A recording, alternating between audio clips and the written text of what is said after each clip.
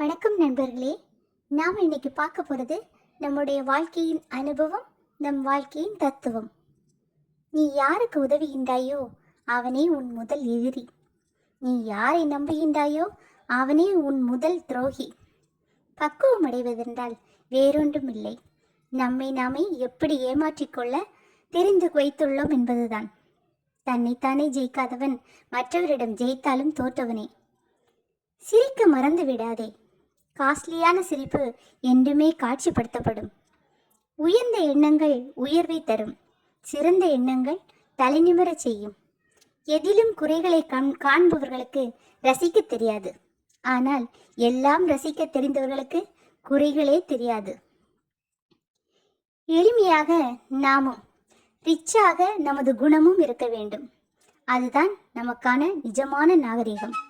தோல்வி என்பது அதிக புத்திசாலித்தனத்துடன் திரும்பவும் தொடங்குவதற்கான ஒரு சந்தர்ப்பம். உள்ளுணர்வு சரியாகத்தான் சொல்கிறது, சரியாகத்தான் எச்சரிக்கிறது. நீதான் அதன் சொல் பேச்சு கேளாமல் தேடி தேடி துன்புற்று வருவதை வாடிக்கையாக வைத்திருக்கிறாய். இதத்தான் ஒரு குறள்ல சொல்றாங்க. கற்றதனால் ஆய பயனென் கொல் லறிவான் நற்றால் தொழா அர் எனின்.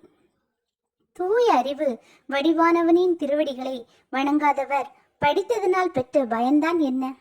பக்குவம் என்பது யாதெனில் அவர்கள் அப்படித்தான் என்று தெரிந்த பின் அவர்களை அப்படியே விட்டுவிடுவது. உறங்க வைக்க இரவு வரும், உளர வைக்க கனவு வரும், விழிக்க வைக்க விடியல் வரும், துடிக்க வைக்க கவலை வரும், இடித்துரைக்க நட்பு வரும், தோல் சாய துணையும் வரும், மகிழ வைக்க சொந்தம் வரும், நெகிழ வைக்க உண்மை அன்பும் வரும். வணக்கம்.